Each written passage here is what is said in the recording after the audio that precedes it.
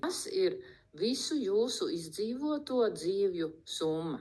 Jūsu veselība burtiskā veidā arī tiek ietekmēta no tā, cik jūs esat veiksmīgi vai neveiksmīgi izgājuši karmiskās mācības.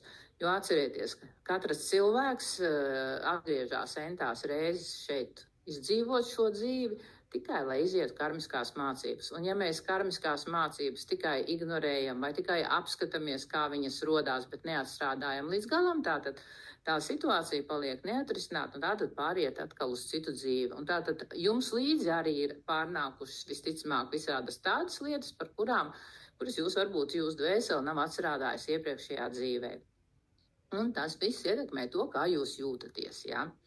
Protams, arī informācija, kuru cilvēka organisms burtiskā veidā saņem caur ēdienu, caur dzērienu, caur cilvēkiem, ar kuriem mēs komunicējam.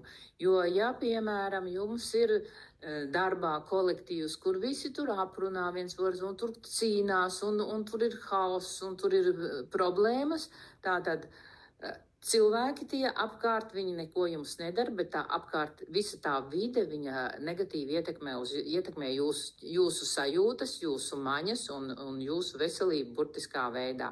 Un tāpēc tur, kur ir ļoti tādi nesakārtoti un tādi, nedraudzīgi kolektīvi, tur ļoti daudz slimo, jā, jo, tas nekur nevar pazust, jā, jo tāda emocija, kas ir ar mīnus zīmi, viņa, diemžēl, tā nav tā, ka viņa pazūd un kaut kur mistiski izplēna, jā.